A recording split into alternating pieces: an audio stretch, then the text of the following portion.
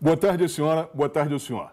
Programa Bernardo Filho, entrando em sua residência, em seu estabelecimento comercial, onde a senhora, onde o senhor estiver.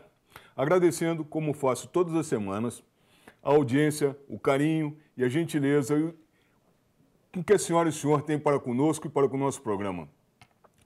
Continue me parando na rua, continue me cumprimentando na rua, continue batendo papo comigo. Isso é muito bom, essa nossa troca, essa nossa sinergia. Isso é muito importante para mim e para o nosso programa. Queria agradecer à equipe técnica, ao Getúlio Batista, ao Júnior Lamela, ao nosso diretor Marcos Falcone e aos nossos patrocinadores, porque sem eles esse programa não seria possível. Hoje nós vamos ter uma entrevista com uma pessoa que a senhora e o senhor já conhecem, não é a primeira nem a segunda vez que ele vem ao nosso programa, uma pessoa que já dispensa apresentações e uma entrevista muito especial para esse último programa do ano de 2018, ou seja, o programa de encerramento do ano. Boa tarde, boa noite e bom dia para quem nos assiste nas reprises, como a gente brinca sempre aqui. E eu vou pedir um rápido intervalo e logo em seguida já vamos iniciar a nossa entrevista. Fiquem conosco, já voltamos.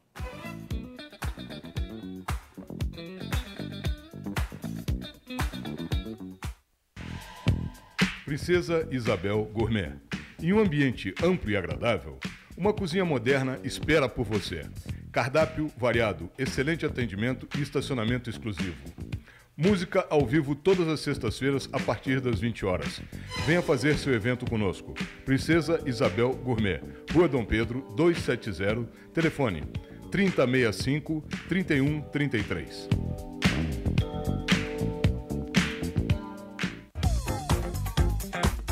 Há 12 anos em Petrópolis, a rede pioneira de depilação no país presta a você um novo conceito em depilação com produtos exclusivos. Pelo menos, sua mais moderna opção de depilação feminina. E o mais importante, você não precisa ter hora marcada. Será atendida no momento em que chegar. Agora, com nova loja, à Rua 16 de Março, 338.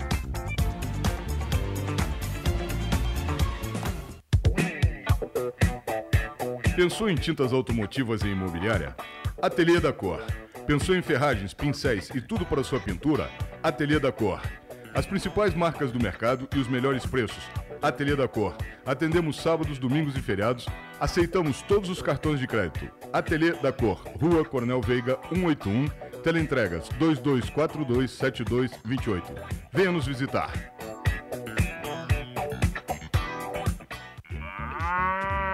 Direto das fazendas para a nossa linha de produção artesanal. Fazemos sorvetes, cremes de leite, chantilly, elaborados desde 1950 pelo mesmo processo. Venha experimentar. Leiteria Brasil, 67 anos com você. Rua 7 de Abril, 402. Telefone 2242-3858.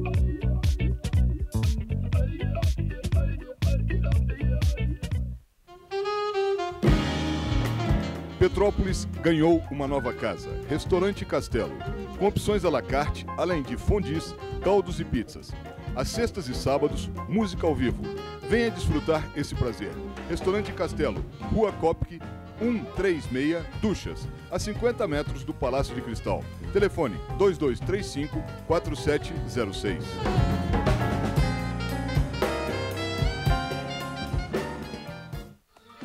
Ateliê Maria Clara Coiffeur. Mega hair de nó italiano. Mega telado, tranças africanas, boxeador e nagoa. Mega de queratina e de fita adesiva. Crochê braid, twist, grade look. Perucas front lace. Mega de microlink. Você encontra tudo isso na Travessa Prudente de Aguiar 38, Edifício Vitrine, sobre loja 15. Telefone 2243-2075. Temos também venda de cabelo humano hidratado. Venha nos visitar.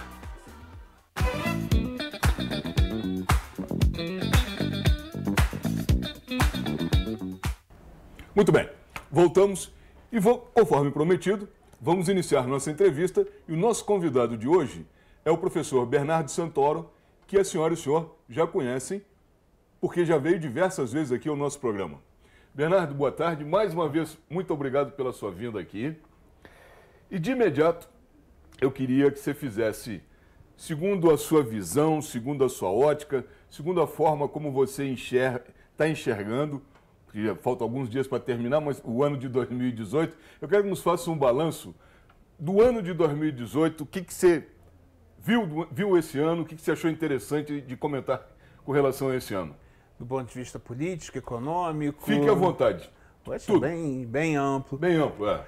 Então vamos falar um pouquinho de Brasil. É realmente um ano de uma ruptura política sem precedentes. Nós estamos falando aqui de do fim da dicotomia, né, PT-PSDB em nível nacional. Isso reverbera em todos os campos, inclusive econômico. O campo econômico normalmente é sempre muito atingido pelo campo político. E o fim dessa dicotomia PT-PSDB, né, com a substituição do PSDB por um partido que pelo menos tenta ser um partido de direita verdadeiro, faz com que haja uma mudança significativa no discurso e na prática política, onde uma parcela, a maioria da população chancelou uma nova agenda política, uma agenda política baseada no conservadorismo do ponto de vista moral e no liberalismo e liberdade econômica do ponto de vista, né, econômico.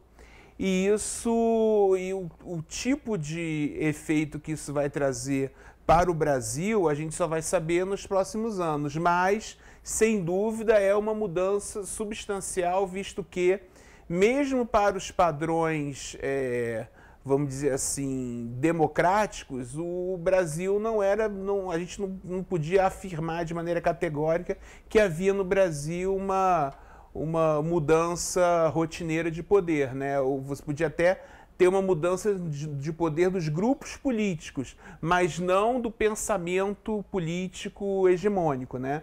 Tanto o PT quanto o PSDB, um pouco mais radical e outro menos radical, tinham essa pegada social-democrata bem arraigada. Claro que o PT também flertava um pouco com algo além da social-democracia, né?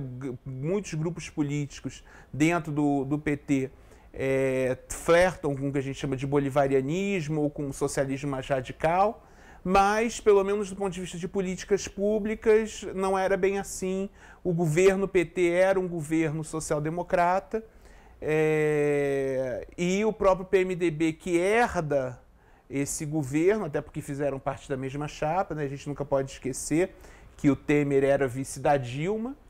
Eles também não fazem uma mudança tão significativa na pauta econômica e na pauta política nacional. Continuam com uma agenda progressista do ponto de vista da moral e talvez um pouquinho mais de liberdade econômica, mas também nem tanto, sempre com aquelas travas típicas do PMDB, típicas do coronelismo que marcam esse partido, né, hoje MDB.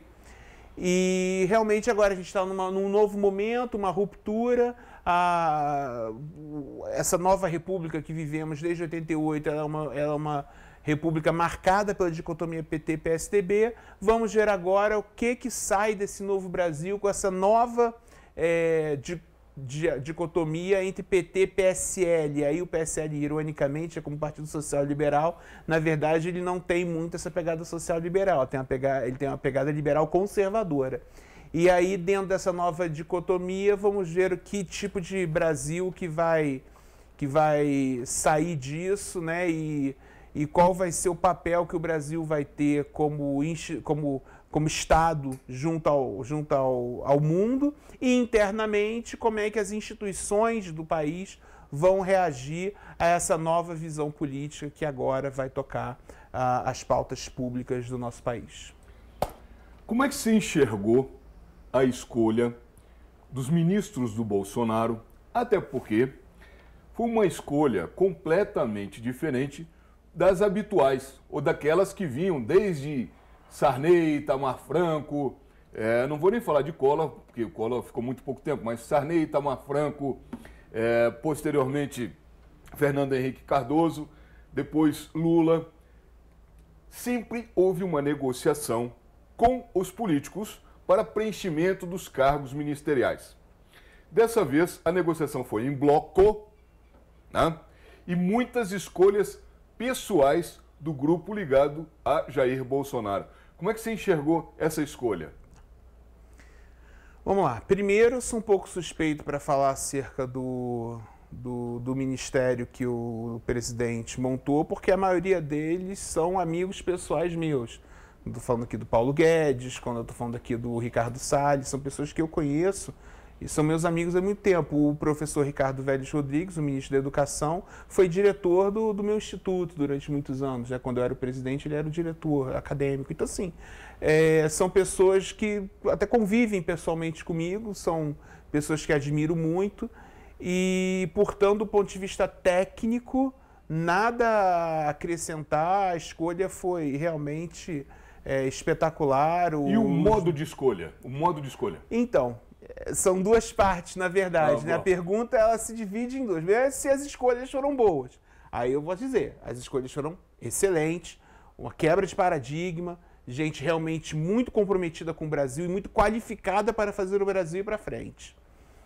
Agora, o modo de escolha. E esse talvez tenha sido a grande mudança política, né? O grande rompimento de paradigma dos governos anteriores e que faz com que quase possamos dizer que há um novo modo de se fazer política no Brasil. O presidente ele não apenas fez algumas escolhas do ponto de vista pessoal mesmo, não, isso aqui é cota minha e tal, né? Tá ok? Mas teve essa parcela. Tem uma parcela muito grande ligada aos militares, que também não deixam de ser cota presidencial, cota do presidente. Mas uma coisa que me deixou muito... Aí eu não vou usar o termo alarmado, mas me deixou curioso para ver como é que isso vai se dar, que é o seguinte: o presidente, na hora de compor o ministério para além daquilo que é a sua cota pessoal, ele não trabalhou com os partidos. Pois é. Ele trabalhou com os blocos temáticos no Congresso. Deixa eu te interromper. Pois não? Até porque isso aí é um ponto importante, que seria inclusive até minha próxima pergunta, seria o seguinte. Nós tivemos agora, essa semana, em São Paulo, a votação da Previdência, da reforma da Previdência no estado de São Paulo. E que foi muito negociada nos bastidores entre o governador, entre os deputados, entre os secretários do governador... Entre o prefeito do prefeito, e perdão, os do prefeito, desculpe. E foi uma coisa muito negociada. Né? E agora o Bolsonaro negociando com blocos, não mais com partidos, não mais com líderes de partidos, não mais com aqueles caciques partidários, precisando obter uma maioria para os projetos de emenda constitucional, o primeiro da Previdência, né, que é o primeiro da pauta, o mais importante talvez para o ano que vem. Como é que se enxerga essa nova forma de fazer política? Você tinha começado a conversar sobre isso. Então, a democracia, pelo menos do ponto de vista tradicional, ela é negociada por via partidária. É uma fórmula que, com todos os seus problemas, é uma fórmula reconhecidamente eficiente na hora da discussão e de fechamento de acordos. E quando nós apresentamos essa nova forma, não sei de onde veio essa ideia, não, nós vamos aqui, vou discutir com blocos e não com Quando a gente fala em blocos, a gente fala em segmentos sociais. Quando a gente fala em segmentos sociais, eu não gosto muito de fazer essa alusão, mas ela não pode deixar de ser feita. Que regime trabalhava na sua gênese com uma negociação do Poder Executivo diretamente com blocos corporativos? Era o regime do Mussolini. Essa é uma ideia que, transportada para a democracia, nunca foi bem resolvida, né? No parlamento italiano daquela época, as corporações é que faziam as indicações para levar alguém à Câmara de Deputados. Então, você não tinha o deputado do partido X ou do partido Y. Você tinha o deputado dos médicos, o deputado dos advogados, o deputado dos ruralistas, o deputado dos evangélicos, o deputado... Então, assim, isso naquela lógica funcionava, porque era uma lógica monopartidária. Para uma lógica pluripartidária, em que os deputados precisam do partido, e aí o partido, quando você negocia com o partido, você acaba amarrando o deputado, até por conta dessa necessidade que o deputado tem do cartório, você efetivamente tem um fechamento lógico no sistema. Isso é um rompimento de sistema. Isso é um rompimento de sistema. É buscar um sistema de negociação com o parlamento que vem de outro sistema político para dentro do sistema democrático, e por isso que eu sou curioso para ver os resultados disso, né? Porque a lógica democrática não é essa. E eu vou dar um exemplo concreto. Digamos que um deputado de um partido X, mas que é ligado a uma corporação XYZ, resolve não votar de acordo com o que o seu grupo temático indicou ele a fazer. Digamos que o cara é um ruralista, mas por um motivo qualquer, na hora que foi votada a Previdência, ele votou contra a Previdência. Que tipo de punição esse deputado sofreria por não seguir a orientação do seu bloco? Nenhuma. Quando isso é feito através de um partido, há uma punição.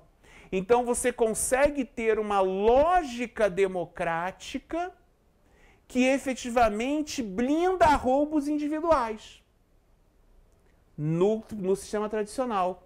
Nesse sistema, que é um sistema de uma lógica diversa da democracia, você não tem esse poder coercitivo sobre o deputado. Então, ele é de um fortalecimento individual do deputado muito grande, mas que pode gerar, como consequência lógica, uma ingovernabilidade. Me parece que a escolha desse tipo de sistema vai trazer muita dor de cabeça para o governo, na hora de você levar a ferro e fogo e de você saber se aquele deputado efetivamente é fiel ou não. Porque você não está amarrando o deputado por conta de um poder coercitivo do partido. E pura e simplesmente por conta de uma palavra dada. E a gente sabe que palavra de político não é o tipo de coisa que deve ser levado em consideração, normalmente na coisa mais firme que existe, né? O que o presidente está fazendo em última análise é confiar na palavra de deputados por conta de uma visão temática em conjunto. Eu sou muito cético sobre a possibilidade desse arranjo funcionar na nossa democracia, mas é um experimento. É um experimento. E perigoso. Eu vou pedir novamente um rápido intervalo. Serão só 2 minutos, já voltamos.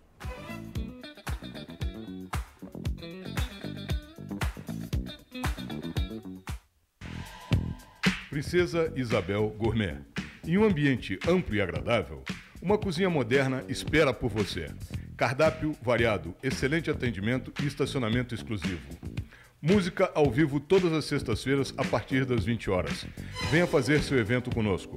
Princesa Isabel Gourmet, Rua Dom Pedro, 270, telefone 3065-3133.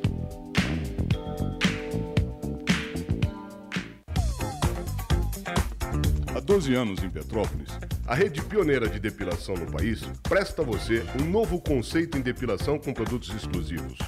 Pelo menos, sua mais moderna opção de depilação feminina.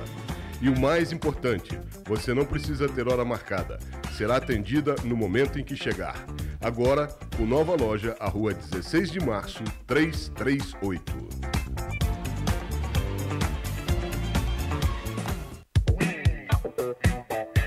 Pensou em tintas automotivas e imobiliária? Ateliê da Cor. Pensou em ferragens, pincéis e tudo para sua pintura? Ateliê da Cor.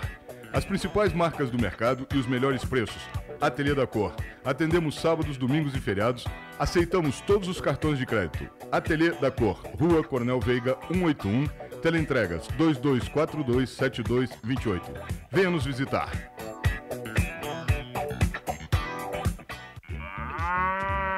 Direto das fazendas para a nossa linha de produção artesanal. Fazemos sorvetes, cremes de leite, chantilly, elaborados desde 1950 pelo mesmo processo. Venha experimentar. Leiteria Brasil, 67 anos com você. Rua 7 de Abril, 402. Telefone 2242-3858.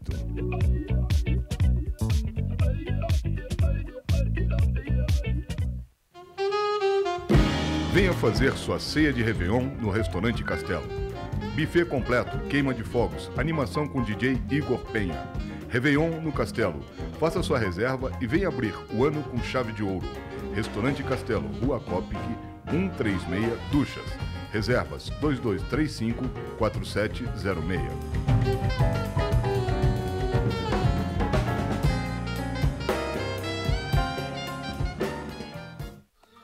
Ateliê Maria Clara Coiffeur.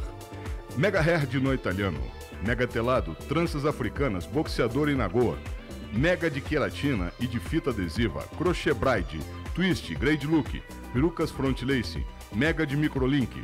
Você encontra tudo isso na Travessa Prudente de Aguiar, 38, Edifício Vitrine. Sobre loja 15. Telefone 2243-2075. Temos também venda de cabelo humano hidratado. Venha nos visitar.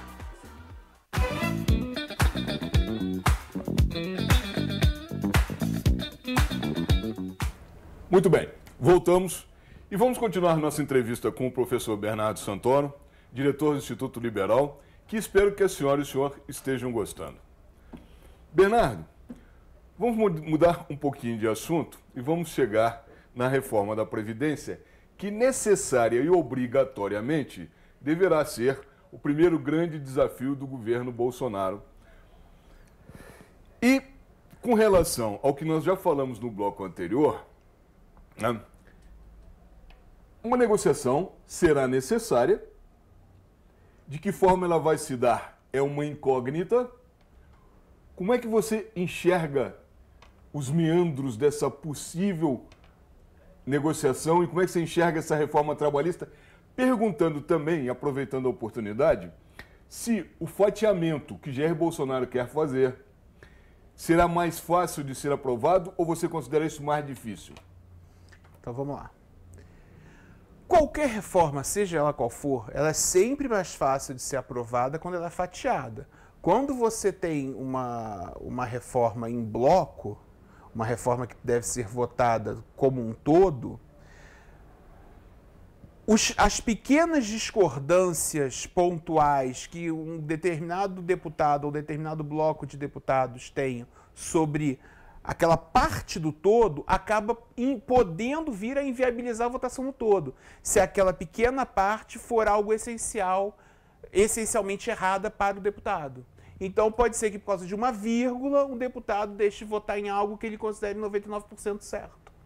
Se você fatia, a possibilidade dele votar no 99% e só rejeitar aquela vírgula é muito mais tranquila, é muito mais palatável para o deputado fazer isso. Então, assim, a reforma fatiada é sempre mais fácil de ser aprovado do que uma reforma não fatiada, seja ela que reforma for.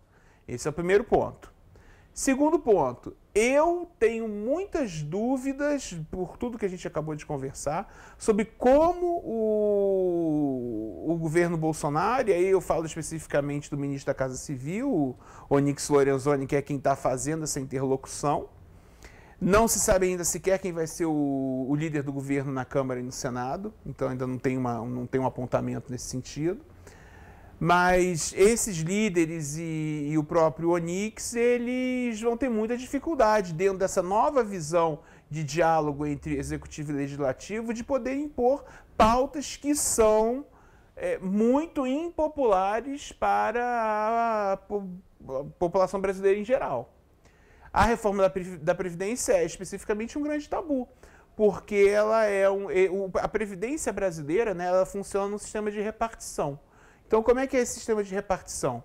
Ele é um pacto intergeracional. Você banca, o jovem banca o aposentado de hoje na expectativa de que quando ele envelheça, o jovem de amanhã o banque.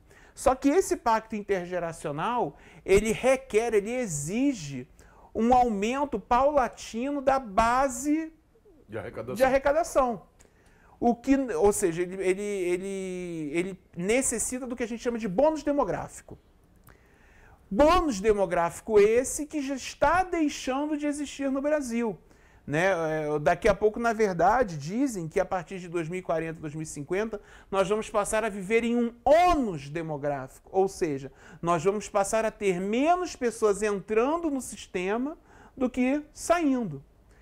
Né? Nós vamos ter um cenário em que as pessoas vão envelhecer mais rápido do que nós vamos repor a nossa demografia com a nossa população com jovens. E aí, só fechando a lógica, por conta disso, essa conta, pela própria lógica do sistema, e aí não adianta esses malucos da esquerda virem falar, não, tem dinheiro sim, o roubo é que impede. O roubo é horrível, a corrupção e a malversação dos recursos agravam o problema? Agravam, ninguém está ignorando isso, mas isso não muda o fato de que a própria lógica do sistema de repartição é uma lógica que não fecha em si mesmo quando você não tem um bônus demográfico. Eu te pergunto, em cima disso mesmo, vamos fazer um rápido preâmbulo. O Brasil hoje exporta somente 25% do seu PIB. O Brasil hoje é a segunda economia do mundo mais hermética, mais fechada, menos aberta aos outros países.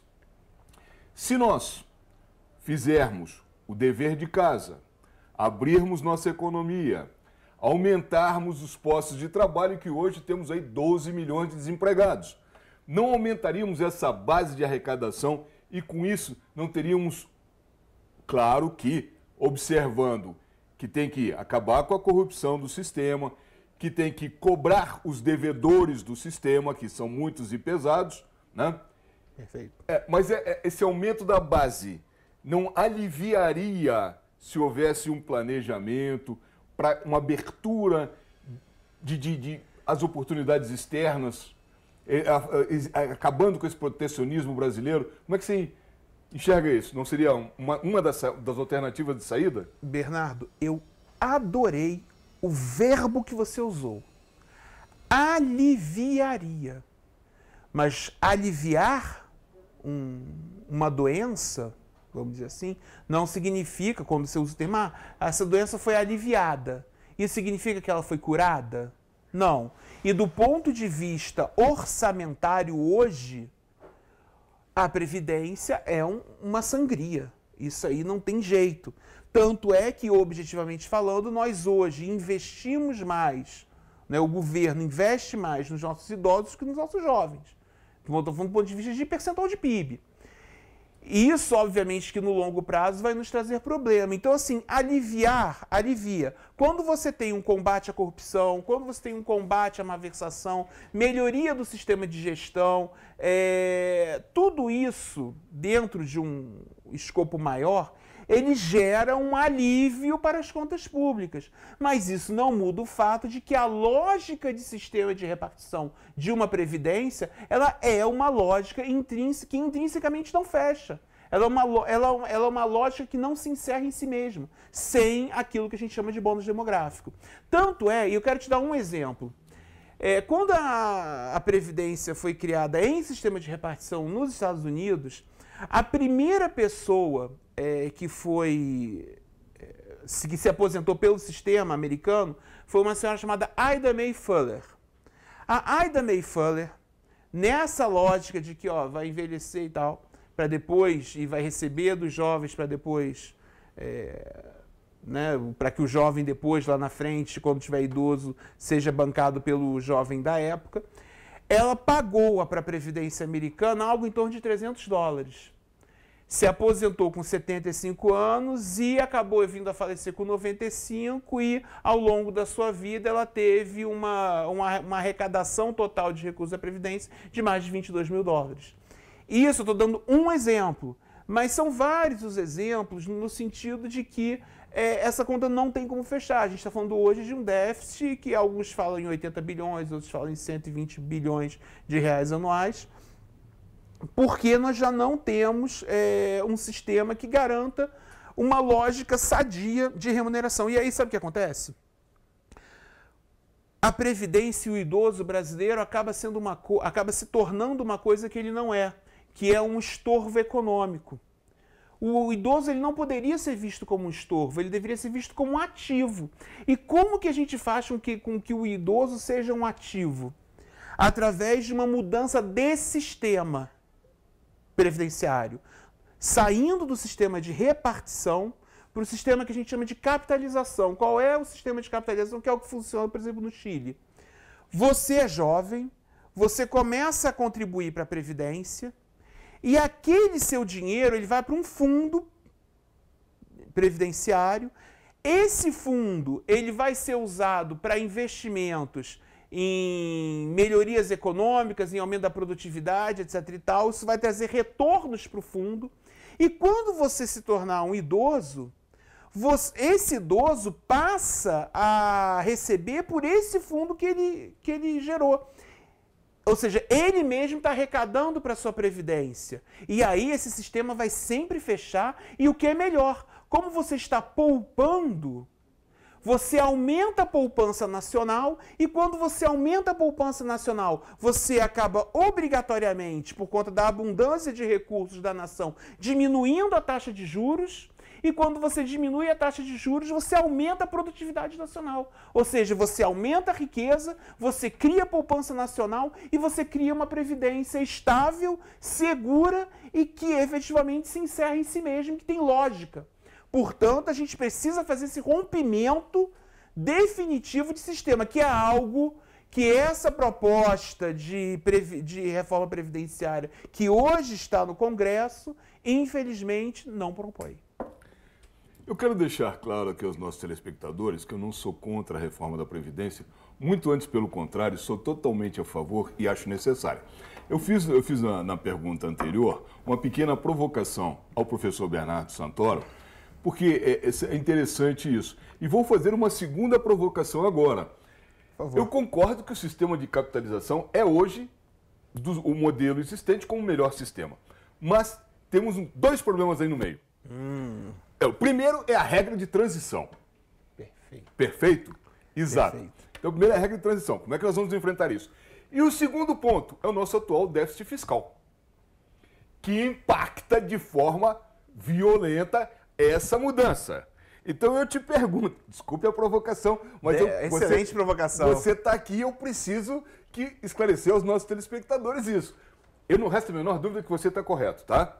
Que o modelo certo hoje, esse é o modelo já adotado no Chile, modelo de capitalização. Temos que, amanhã ou depois, seguir para esse modelo, não podemos escapar dele. Mas eu enxergo aqui dois probleminhas, sérios e pesados. Explica pra gente como sair disso. Primeiro que esses dois problemas eles poderiam ser vistos como um só, né? Se a gente parar para pensar, a gente não tem dinheiro para uma regra de transição, para um custo de transição, porque a gente tem um déficit fiscal cavalar. Então, na verdade, eles estão ali se retroalimentando.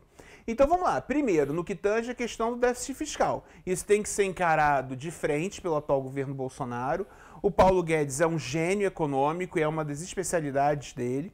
Então, assim, se ele não resolver isso, ninguém vai resolver. E aí a gente está falando de cortar na carne. A gente está falando em reduzir a máquina pública, reduzir o número de cargos comissionados, privatizar empresas, abrir o mercado, tanto internamente quanto para o exterior. A gente está falando em reformas de gestão pública bem agressivas até. Acabar com a historinha de contratinho, de esqueminha de contratinho para amigo do rei, rever a questão do BNDES e o que é mais importante. Nós hoje temos um problema de dívida pública que tem um impacto imediato nessa questão do déficit como um todo, porque hoje nós estamos rodando com um déficit anual, nominal, de mais de R$500 bilhão e muito disso tem a ver exatamente com a amortização e pagamento de juros da dívida. Dívida essa que foi efetivamente contraída pelo Brasil. Então, a gente também, essa história de que, não, tem que ver auditoria, não, sinceramente, isso é besteira. A dívida pública brasileira, ela normalmente está vinculada a títulos da dívida pública, são títulos que foram vendidos em mercado para bancar, por exemplo, uma alavancagem de R$500 bilhão do BNDES, para alavancar o Caixa Econômica Federal para o Minha Casa Minha Vida, a gente está falando de R$300 bilhões, desculpa. Então, assim, a gente está falando aqui que governos legitimamente eleitos pela população brasileira usaram e abusaram de gastos públicos para gerar um bem-estar social momentâneo às custas do futuro da nação. E um dia a conta chega, e a conta chegou e a gente está pagando ela hoje. Então isso é um problema que a gente tem que trabalhar. Como que a gente resolve o problema do déficit público em relação à dívida pública? Primeiro, com reformas, dessas reformas que eu te falei, e segundo, com o alongamento da dívida. A dívida brasileira é uma dívida de curto prazo, né? 90% da dívida pública está atrelada a títulos da dívida que vencem em 5, 7 anos. Agora, como a gente faz para fazer a substituição desses títulos da dívida pública de 5 ou 7 anos para 30, 50, 90, tal como inclusive o governador Wilson quer fazer aqui no que tange a dívida do Rio de Janeiro? A gente precisa criar as condições de confiança para que o mercado, para que o investidor que queira comprar esse título fale, não, eu posso comprar esse título de 30 anos porque eu sei que essa remuneração vai ser paga ao longo de 30 anos. Mas hoje você tem como vender para o mercado, sabendo que volta e meia pode entrar um governo perdulário de esquerda e destruir esse arranjo. Acho difícil. Lembro que o Brasil já fez isso, né? O que a gente chama de funding law, um governo Campos Salles, em 1898, fez isso. Montou esse projeto de alongamento da dívida em longo prazo, 69 anos. Se esse programa de pagamento de dívida do Campos Salles em 1898 tivesse sido respeitado, hoje nós seríamos um país sem dívida. Eu vou pedir novamente um breve intervalo. Espero que as senhoras e senhores estejam gostando da nossa entrevista aqui. Fiquem conosco, serão só 2 minutos e já voltamos.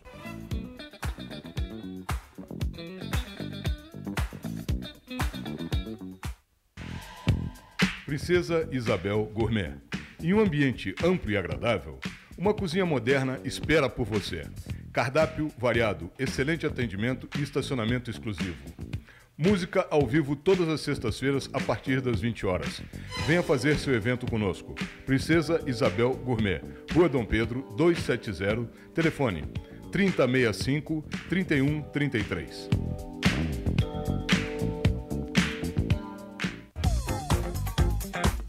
Há 12 anos em Petrópolis, a rede pioneira de depilação no país presta a você um novo conceito em depilação com produtos exclusivos. Pelo menos, sua mais moderna opção de depilação feminina. E o mais importante, você não precisa ter hora marcada. Será atendida no momento em que chegar. Agora, com nova loja, à Rua 16 de Março, 338.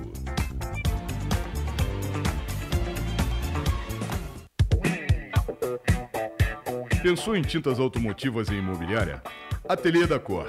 Pensou em ferragens, pincéis e tudo para sua pintura? Ateliê da Cor. As principais marcas do mercado e os melhores preços. Ateliê da Cor. Atendemos sábados, domingos e feriados. Aceitamos todos os cartões de crédito. Ateliê da Cor. Rua Coronel Veiga, 181. Teleentregas 22427228. Venha nos visitar.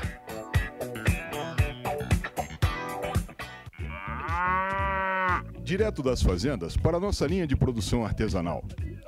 Fazemos sorvetes, cremes de leite, chantilly, elaborados desde 1950 pelo mesmo processo. Vem experimentar. Leiteria Brasil, 67 anos com você. Rua 7 de Abril, 402. Telefone 2242-3858.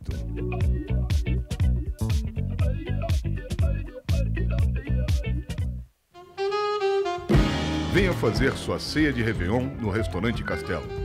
Buffet completo, queima de fogos, animação com DJ Igor Penha. Réveillon no Castelo. Faça sua reserva e venha abrir o ano com chave de ouro.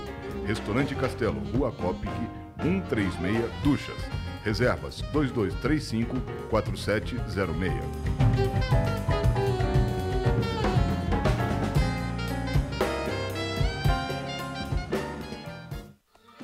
Ateliê Maria Clara Coiffeur. Mega hair de no italiano. Mega telado, tranças africanas, boxeador e nagoa. Mega de queratina e de fita adesiva. Crochê braid, twist, grade look, perucas front lace, mega de microlink. Você encontra tudo isso na Travessa Prudente de Aguiar 38, Edifício Vitrine. Sobre loja 15. Telefone 2243-275. Temos também venda de cabelo humano hidratado. Venha nos visitar.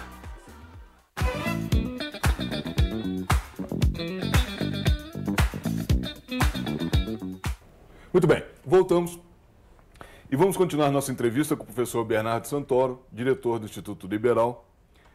Bernardo, no bloco anterior, você comentou a respeito de alongamento de dívida e que uma das ideias do Wilson Witzel seria alongar a dívida do Estado do Rio de Janeiro, mas que teremos um problema primeiro a ser administrado, que seria o problema de credibilidade para esse alongamento. Ocorre que o Rio de Janeiro vem calcado há muitos e muitos anos nos royalties de petróleo, na indústria automobilística e na indústria naval. A indústria naval simplesmente quebrou, faliu, acabou.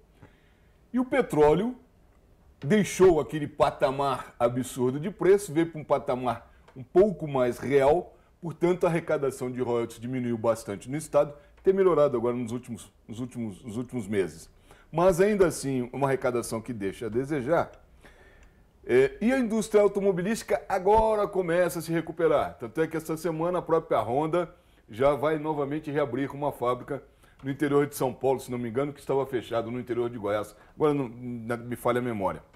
Mas eu queria te perguntar o seguinte, como é que você enxerga o governo Witzel nessas vontades dele e na escolha do secretariado que ele fez para o Estado do Rio de Janeiro?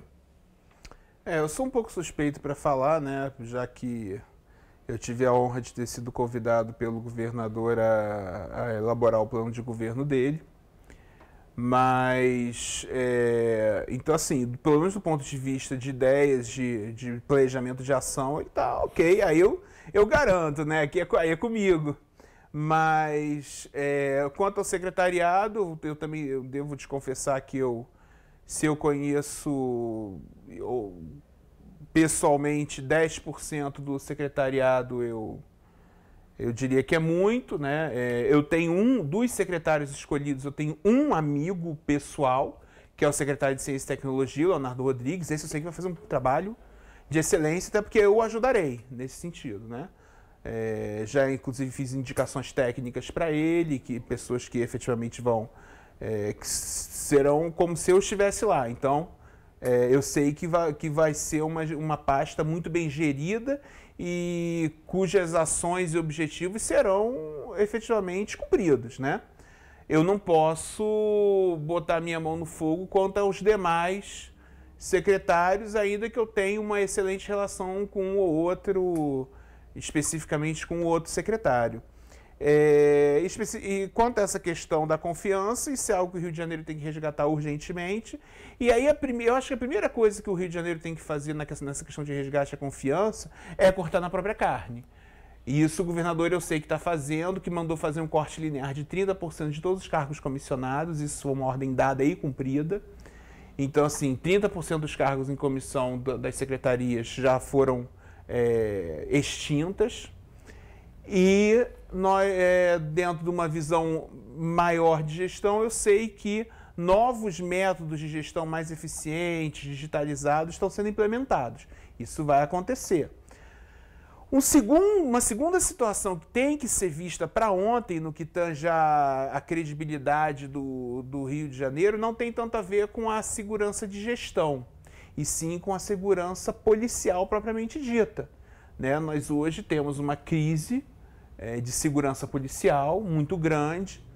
É uma prioridade do governo, do governador, combater a criminalidade, tanto através do investimento pesado em inteligência junto à Polícia Civil, quanto no que tange ao confronto ostensivo através da Polícia Militar. Isso vai ser feito, a Polícia Civil vai ter os recursos necessários para investigação e inteligência, até para que o policiamento ostensivo seja mais eficiente no combate à criminalidade na ponta, né? Além disso, há um chamamento do governo do Estado às prefeituras para que as guardas municipais também se engajem no processo de combate à criminalidade. Inclusive, o governo vai, em breve, garantir às prefeituras o direito de treinar as suas guardas municipais junto à Academia de Polícia Estadual, né, garantindo uma guarda municipal treinada para o cidadão fluminense em geral.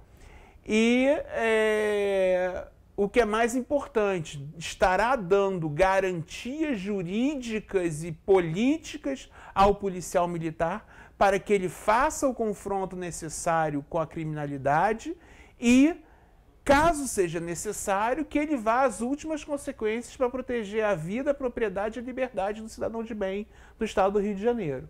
Isso é uma outra coisa muito importante. E a terceira questão, que também não pode ser ignorada, é o que a gente chama de segurança econômica. E o que é segurança econômica? É nós termos uma economia livre, dinâmica, que não fique excessivamente dependente de um ou outro setor, e que esse dinamismo econômico gere uma segurança econômica para o Estado do Rio de Janeiro, de forma que, caso haja, isso é absolutamente natural, um momento de retração econômica em um ou outro setor econômico, que isso não atinja o todo do Estado, como ocorre atualmente por conta da dependência do Estado do Rio de Janeiro aos royalties do petróleo. Então, esse dinamismo econômico que o governo quer implementar é o que vai fazer com que também tenhamos uma segurança econômica para, junto com a segurança policial e com a segurança administrativa, faça esse resgate de confiança que o Estado do Rio de Janeiro tanto precisa para poder voltar a crescer. E junto com essa segurança policial, eu digo que o turismo vai aumentar. Porque se hoje o turismo no Rio de Janeiro está no patamar que está, o pior de todos os anos foi 2018, né? Recebemos um número menor de turistas no Rio de Janeiro por conta da insegurança que o Rio de Janeiro está vivendo como um todo. Não só a capital, mas também várias cidades do interior. Uhum. Bernardo, trazendo o papo agora aqui para o nosso quintal, aqui para a nossa Petrópolis. Como é que você enxergou o ano de 2018 em Petrópolis? O que você está achando dos acontecimentos petropolitanos? Eu lastimo muito, né? Esse foi o ano em que descobrimos que dinheiro público é lavado em banheira de hidromassagem, né? Então a gente vê uma situação muito triste acontecendo hoje com Petrópolis, um prefeito cujo lugar-tenente, né, seu braço direito, aquele que efetivamente basicamente controlava toda a sua gestão, que era agora ex-presidente da Câmara de Vereadores, o Paulo Igor, fazia a governabilidade do prefeito da forma mais vil e torpe possível, comprando com dinheiro vivo os vereadores, conforme as investigações mostraram, né, com aqueles maços de dinheiro com o nome de vereadores anotado. Então, assim, isso é uma situação muito crítica hoje para Petrópolis. Petrópolis, infelizmente, trocou a prefeitura de um socialista, esquerdista, que não dá a mínima para a gestão pública, por um governo de centro corrupto, né? Nós trocamos um gastador maluco por uma gangue de corruptos, ou seja, Petrópolis ficou realmente entre o caldeirão e o fogo, né? Ou ficava com um governo perdulário e gastador e promotor de políticas e éticas, né, políticas morais muito deletérias, né? Basta ver o que se fazia com o Centro de Cultura, Raul de Leone lá aqui no centro, que era uma vergonha aquilo lá, né? Era basicamente um centro de consumo de drogas para eu não estou dizendo que o prefeito defende isso, mas estou dizendo que isso acontecia de fato, a revelia ou não dele. Eu sei que um prefeito que tivesse pulso não deixaria esse tipo de coisa acontecer nunca, né? Então, não estou dizendo que a culpa é dele, mas estou dizendo que foi negligente. E trocou-se esse personagem de uma esquerda folclórica e ultrapassada, que infelizmente governou Petrópolis por 12 anos, por uma gangue de criminosos, né? Ligadas à pior gangue que já infestou o Rio de Janeiro, né? Não custa lembrar que o apelido do prefeito, quando deputado estadual na Leste, era Bernardo Pisciani, né? Inclusive, o candidato oficial a deputado federal da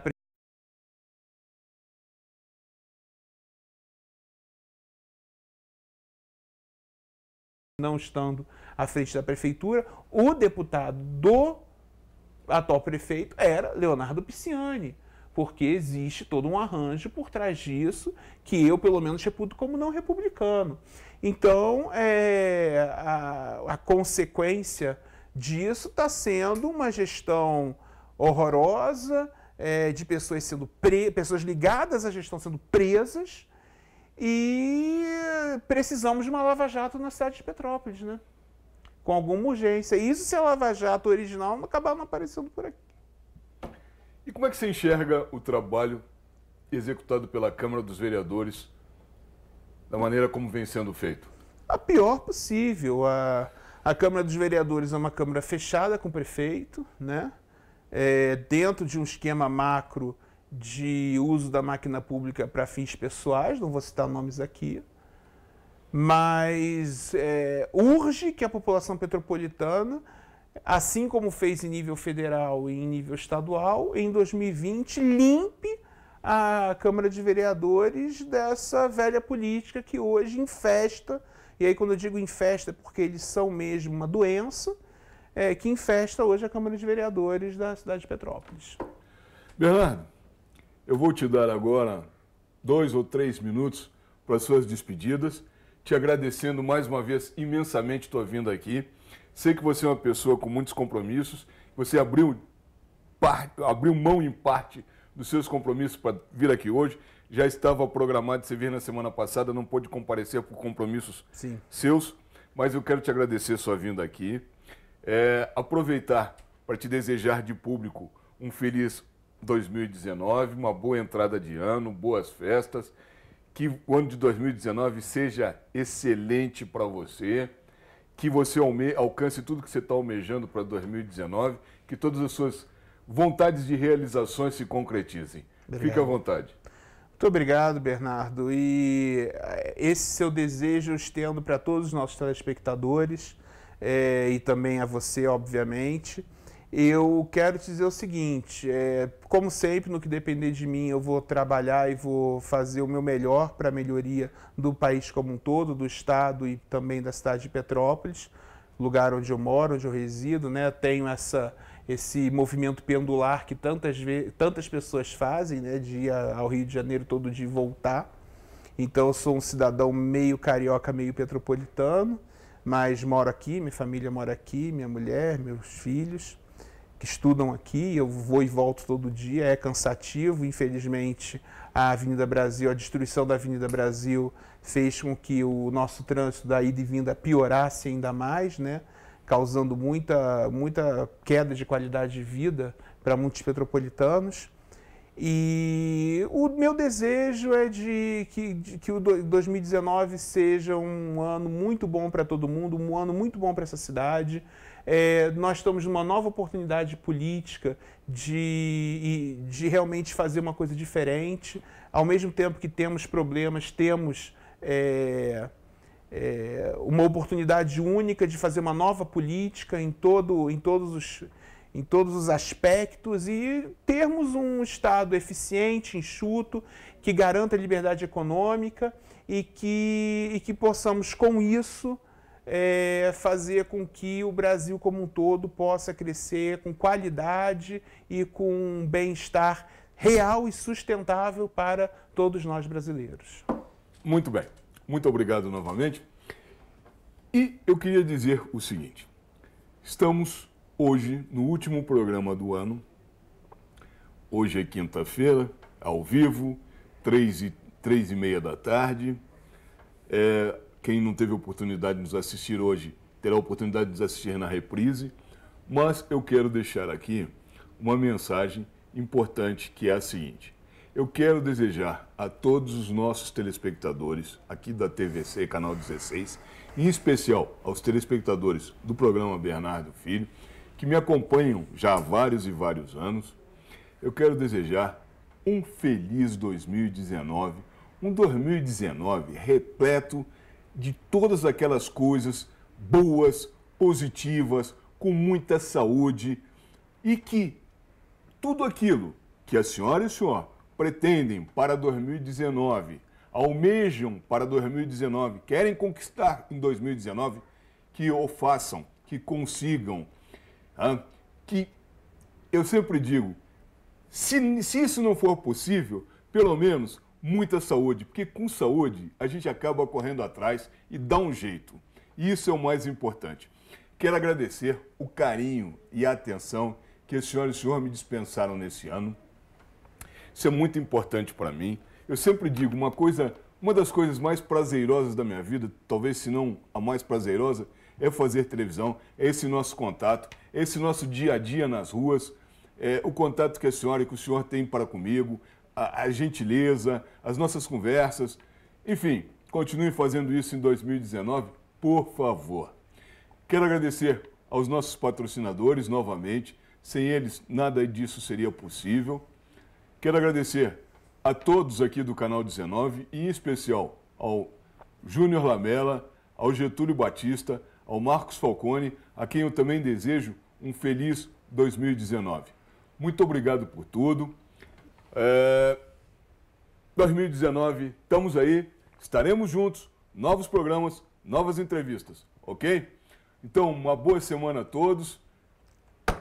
Feliz 2019. Fiquem com Deus e lembre-se, até aqui nos ajudou o Senhor.